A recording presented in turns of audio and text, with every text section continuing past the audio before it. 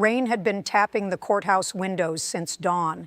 The hallway smelled like wet wool, old paper, and burned coffee.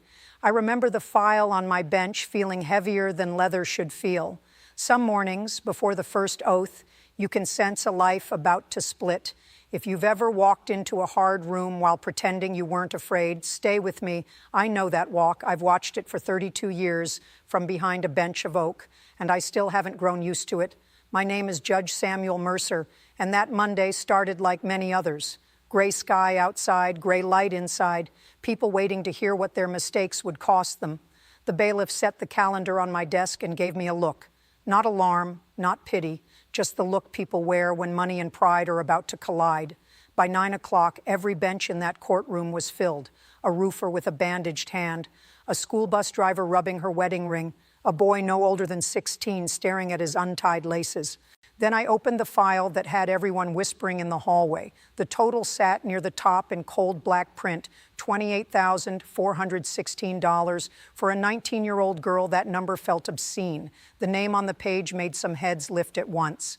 Lila Vale, daughter of Adrian Vale, the developer whose face smiled from half the city's billboards. People hear Millionaire and they stop listening after that. They expect silk, perfume, and arrogance. They expect someone who thinks consequences are for other families. Even I felt the room leaning that way. That is what wealth does before a person even enters the door. Still, I've learned paper can lie without saying one false word. It can be complete and still miss the truth. That morning, the file said unpaid traffic fines, late fees, and ignored notices. My bones said there was more. Outside, rain slid down the courthouse glass in long, crooked lines. Inside, the clock above the jury box clicked too loud. I looked at the empty doorway and waited. Then the bailiff called for Lila Vale. She came in slowly, though not in the way spoiled children move. She moved like someone bracing for cold water. Her coat was camel-colored and expensive once, but the cuff was frayed white. One button hung by a single thread. Her black dress was plain, almost severe, but it didn't fit her shoulders well, like it had belonged to a fuller, safer version of her. Her boots had designer soles and split seams. Rain had darkened the leather around her ankles. Her hair was pinned back too fast, not careless, too fast. Small pieces had slipped loose and stuck beside her temples from the wet. Her face was young in a way that made the charge look even crueler. No makeup. Purple shadows under both eyes, the kind that come from missed sleep, not missed vanity. She carried no handbag. Only a cracked phone, a ring of keys, and a folded pharmacy receipt. Her fingers were red from cold. The skin around her nails was bitten down and raw. Most rich children I see look outward when they enter court. They study the room, testing what they can dominate. Lila looked inward, like she was already somewhere worse than the bench in front of me. Then she raised her head, and I saw the stubbornness everyone had warned me about. Not the easy kind, not vanity, the hard kind that grows when pride is the only blanket left. Ellen Pike stood for the city. She was neat, exact, and fair in the way a ruler is fair. Her dark suit had no wrinkle in it. Her notes were clipped together by color. She was not cruel. That matters. Cruelty is easy to fight because you can see it. Ms. Pike trusted records more than faces, and that can be harder. She began with the numbers: 31 camera violations, 7 parking citations, 2 impound fees, late penalties, and months of ignored mail. Then came the dates: school zones, red lights, expired tags, a missed hearing that doubled half the debt. She never raised her voice. She didn't need to. The file spoke in clean little blows. Each line made Lila's jaw tighten another inch. When Ms. Pike finished, I turned to the young woman before me. Her shoulders had lifted almost to her ears. I asked the simplest question I know.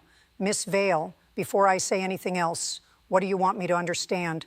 She laughed once, but there was no humor in it, just air and pain scraping each other. Then she looked straight at me and said, "Maybe you should get lost too, Judge Mercer."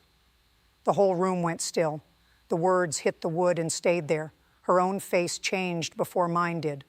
She covered her mouth with the back of her hand. Not dramatic, just immediate regret. I did not reach for the gavel.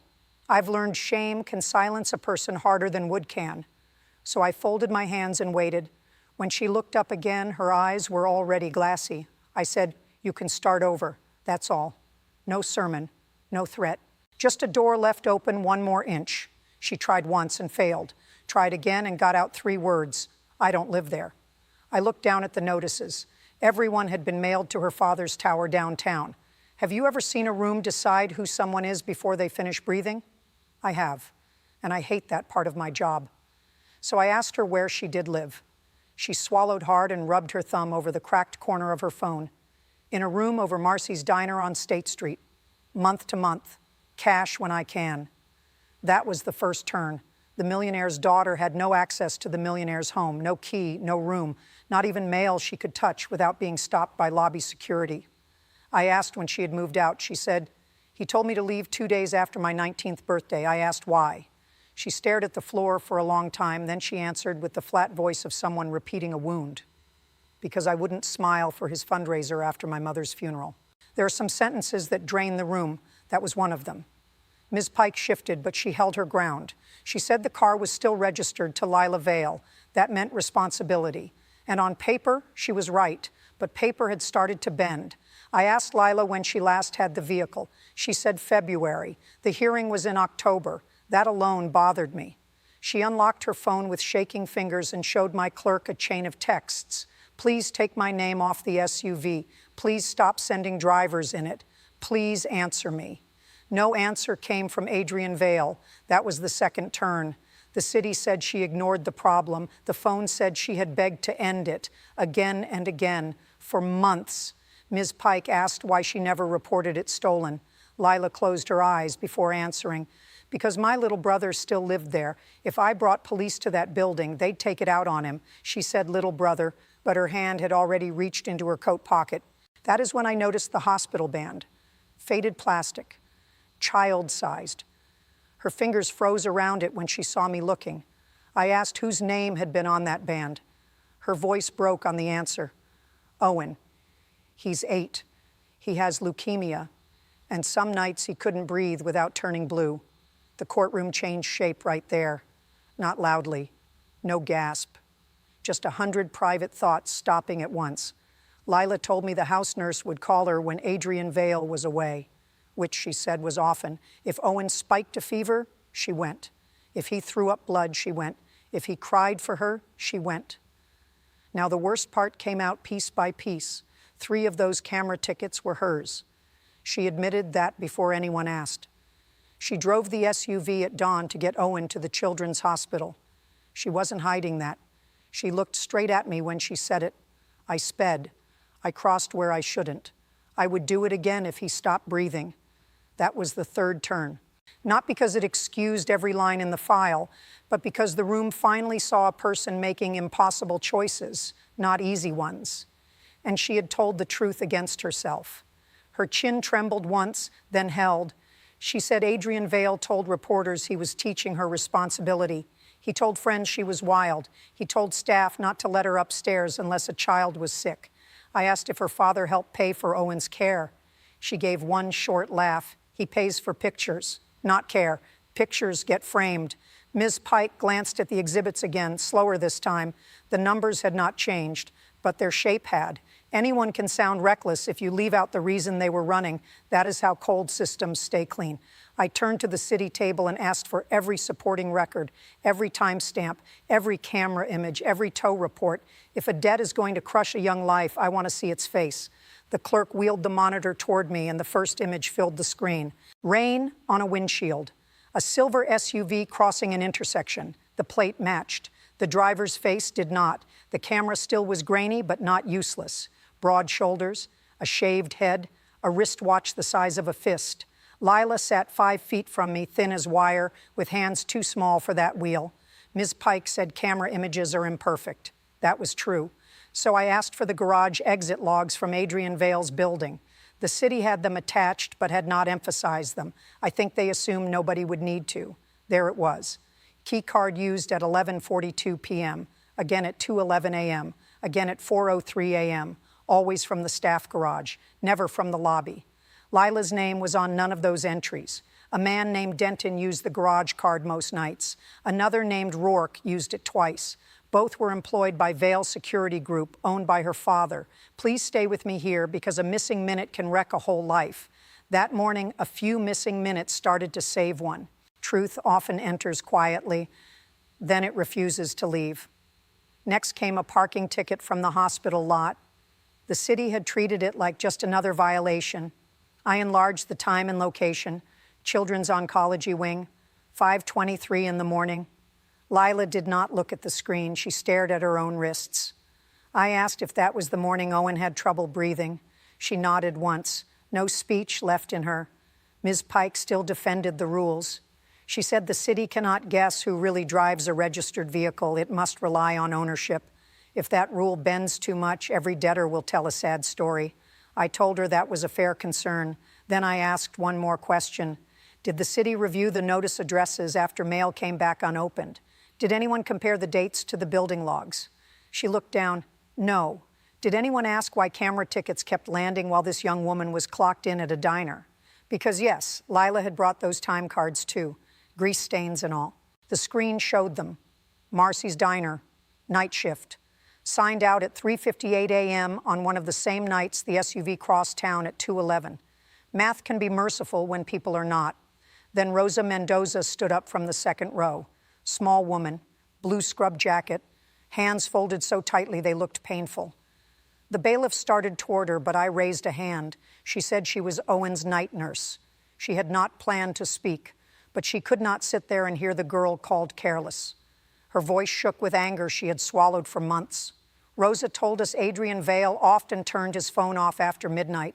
She told us Lila came anyway, by bus, by rideshare, by borrowed car, by anything. She came with clean clothes for Owen and crackers in her coat pocket. Then she handed the clerk a printed message thread. At 4:47 one morning, Rosa wrote, "He's crashing." At 4:49, Lila answered, "I'm coming." At 5:23, that hospital ticket hit the windshield. That is what evidence looks like when truth finally catches up. Not drama, not music, just time, place, and a frightened girl doing the only thing she could. I looked back at Ms. Pike. For the first time, her certainty had loosened. She said softly that rules still matter. I agreed at once. Rules matter deeply. But rules are not blindfolds for the soul. They are tools. A hammer builds a home or breaks a hand. The law is no different if the people holding it stop thinking. I told the room something I believe with my whole life. A name on paper is not the same as control. A debt tied to fear is not the same as a debt tied to choice. And a city must be careful where it aims its weight. Ms. Pike made one final stand. She said if the court let emotion erase responsibility, order would collapse. Others would exploit mercy.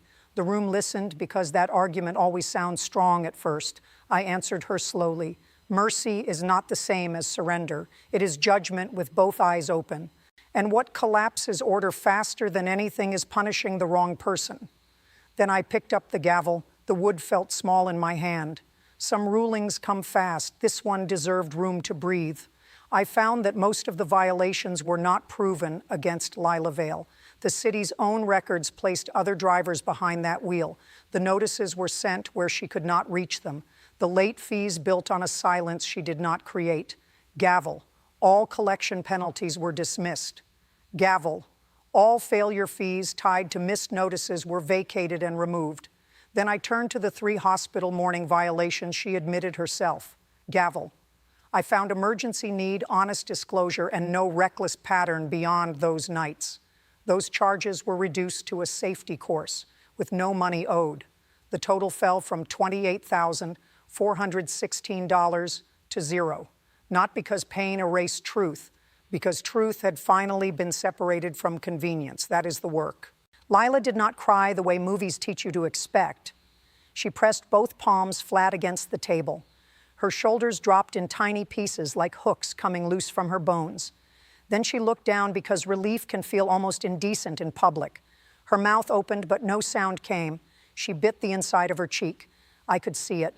One tear slid only halfway and stopped near her jaw because she wouldn't lift a hand. The courtroom stayed quiet, not the bored quiet from before, a careful quiet, the kind people make when they realize they have been standing near someone's cliff. I told her to look at me. When she did, I saw how young 19 really is. I said, "What you said to me was wrong. What was done to you was worse." Then I gave her something I have given only a few people in my years, a question. When no one in power acts like family, what kind of adult will you choose to become anyway? She stared at me as if the room had tilted. I asked my clerk to walk her straight to the court social worker, housing list, legal aid, a contact at the children's hospital. Practical mercy should always wear shoes. From the back, Rosa spoke again before anyone moved. She said, "Your Honor, that girl sat on a plastic chair for 11 nights straight. She read comic books through a surgical mask because Owen was scared. She never once asked anybody to notice. If this is settling somewhere deep in you, hold it there a moment. Some people survive by becoming loud, some survive by becoming useful, and sometimes the useful ones are the easiest to miss." Lila turned then, almost embarrassed by the kindness. Rosa smiled through tears and lifted a small lunch bag. She said Lila had packed Owen's crackers before coming to court. Even that morning, the girl had come ready to care for someone else. Court ended, the benches emptied, rain kept falling, but the air felt different, like a locked window had finally opened 1 inch. 2 weeks later, that hearing escaped the courthouse and entered the world. A local reporter wrote about the ruling. Someone else posted a clip from the public audio. By noon, my clerk's phone would not stop ringing. The story moved because people knew the type at once. A rich man's daughter blamed for rich man's damage. A young woman called spoiled before anyone checked where she slept. People are tired of that story, and rightly so. In 3 days, the clerk logged 213 emails. 46 job leads came from local businesses. 64 grocery cards arrived in plain envelopes. 12 people offered spare rooms. A retired mechanic offered to inspect any car she ever drove. A diner owner from another county mailed a note with $87 inside. A group of nurses sent children's books for Owen. Every gift was small enough to be real. Marcy's Diner called and said Lila's shifts were safe. A community college advisor offered late enrollment. One lawyer volunteered to help untangle the vehicle paperwork. Another went after Adrian Vale with a speed I admired. The city also changed, quietly, but it changed. Ms. Pike requested a review of how return notices were handled. That mattered to me more than public praise ever could. A system that learns is worth saving. 6 months passed before I saw Lila again. By then, winter had broken and spring was trying its best. The trees outside the courthouse had that thin new green, the kind that looks brave for appearing at all. She came in after calendar call with Rosa beside her and Owen between them. I knew her before she reached the rail, not because her clothes were expensive, because she no longer wore herself like an apology. The old camel coat was gone. In its place was a navy cardigan with the sleeves pushed up, clean, mended, chosen for use, not for show. Her shoes were flat black work shoes, polished at the toes. Her hair was tied back carefully this time, not in panic. In routine, she had a canvas tote over one shoulder and a laminated school badge clipped to the strap, nursing assistant trainee. Her hands caught my eye most. The skin around her nails had healed. There was still a scar near one thumb, but no fresh biting, no red, ragged edges. A person can tell a whole season by someone's hands and her eyes. That was the true change. 6 months earlier, they had looked like a door locked from the inside. Now they were steady, still serious, but open. Owen wore sneakers with bright green laces and held a model rocket under one arm. His cheeks had color again. When Rosa leaned down to fix his collar, he laughed instead of flinching. That sound carried farther than most speeches. Lila asked if she could say thank you. I told her she could, but only briefly. She smiled at that. It was the first time I had seen her smile without defense in it. The room softened around her. She told me she was finishing her training and working weekends at the hospital cafe. She had a room now, a real lease, a secondhand bicycle, and Owen spent 2 nights a week with Rosa and 2 with her. Then she reached into the tote and pulled out a folded paper star. Owen had made it in the clinic schoolroom. On one side, in shaky pencil, he had written, "Lila comes when it hurts." I have heard harder truths said less clearly. Rosa told me Adrian Vale had settled several matters out of public view, not from sudden goodness, from pressure. Sometimes the world has to lean hard on people who only speak money. I won't pretend that part disappointed me. What kind of town do we become if we only notice young people after they break? I ask myself that more now. Who gets rescued early? Who gets judged fast? Who gets believed only after proof leaves scars? That evening, after the last hearing, I stayed in my chambers longer than usual. The courthouse had gone quiet except for a vacuum in the hall. I loosened my collar and looked at the empty bench. Wood, flags, seal, silence. People think this job is about deciding who wins. Some days it is, but the older I get, the less that feels complete. Most days it is about refusing to let pain be translated badly. A file comes in speaking one language. Debt, delay, disrespect. Then a person steps forward speaking another. Fear, duty, hunger, love. If I do my job well, those two languages meet before anyone is crushed. If I do it badly, paper beats flesh every time. That is the danger. Not anger, not noise, indifference. I have seen thieves who needed prison. I have seen liars who wasted mercy. I have also seen children wearing adult blame like wet coats. The bench teaches you to tell the difference or become useless. That day with Lila Vale reminded me of something age keeps trying to teach me. Justice is not a machine. It is a choice made by tired human beings in small rooms, again and again. And sometimes the holiest part of the choice is this. You stop. You ask one more question. You look 1 minute longer than the file requires. Then a life turns. That is where justice begins.